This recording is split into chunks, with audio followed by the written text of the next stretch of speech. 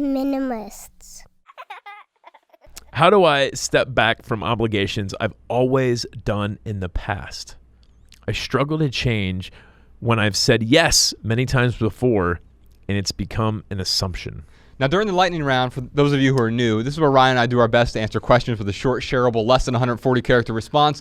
You can put the text of those minimal maxims in the show notes so people can copy and share your pithy answers or our pithy answers on social media. And all of our minimal maxims are in one place now, minimalmaxims.com. Thanks, Jess. Nick, let me say this. Here's my pithy answer for you. Maybe we can expand on it. Maybe we won't. I have two pithy answers for you because I'm twice as pithy. Minimalist. Change happens not from how often we say yes, but when we say yes to only that which propels us toward our destination. There's a lie we've been told, Ryan. It's not about the destination, man. It's about the journey. Well, that's nonsense. Yeah. Keep going. Sorry. No, you're good. Let's talk about it. Without the destination, there would be no journey. That is correct. But so the destination plays a role. They both play a role. They both play a role, yes. And so, by the way, you didn't go on a journey this morning when you drove to the studio, right? Mm-hmm. You had a destination in mind, and then the journey resulted because there was a destination there, right? Here's my other pithy answer for you. You can copy and share this if you'd like. No is the most freeing word in the world. It is often the most compassionate, too. Honest. I think we don't realize, Ryan, that sometimes we say yes because we're afraid of saying no.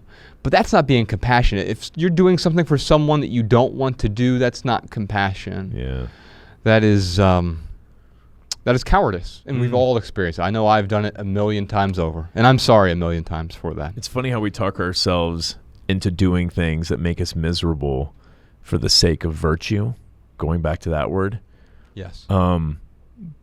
But if you're doing something just for the sake of being virtuous, then it's kind of not virtuous, right? Exactly. Yeah. I think it was Lao Tzu who said the most, all virtue is not virtuous. He has some quote like that. And really what he's saying is if we're doing something to be virtuous, it's not virtuous. Then it's not virtuous, right? Yeah. And that's okay too. I've got 1.5 pithy answers. Right. The answer I wrote down for this is boulders can be set down as easily as they were picked up.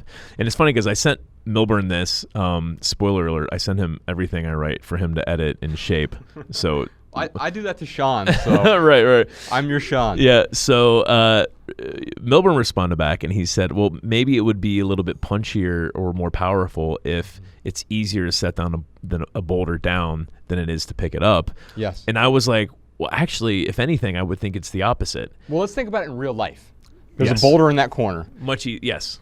Yeah. And really, physically, yes. Obviously, gravity is going to be much easier going down than up.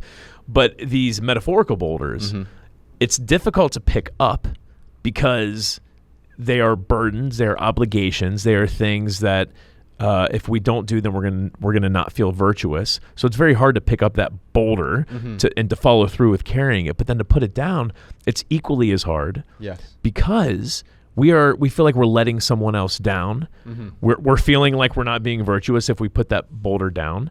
So that's why, to me, it might even be harder sometimes to say no. But the only way you get good at it is by practicing. Right. The other pithy answer I have that I thought of had that men's group meeting last night, men's team meeting last night, and someone said, you cannot prioritize your commitments. There's no such thing as prioritizing your commitments.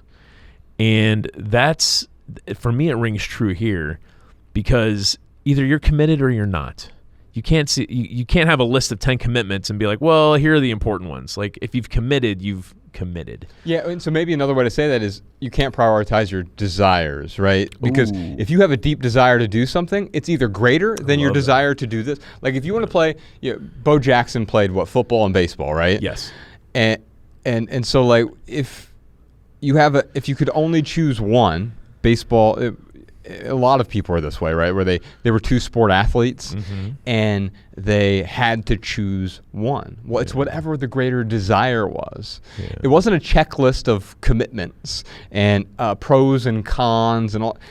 Those things can be helpful for the most mechanical level, but they can't help us understand our desire. Right. Let me add an additional minimal maxim for you, Ryan. This is because I like what you said about the boulder.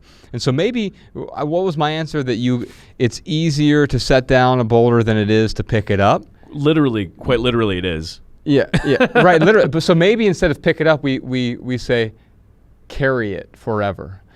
It is easier to set down a boulder than it is to carry it forever. Yeah, okay. You can tweet that podcast, yeah, that's Sean. Good. That's good.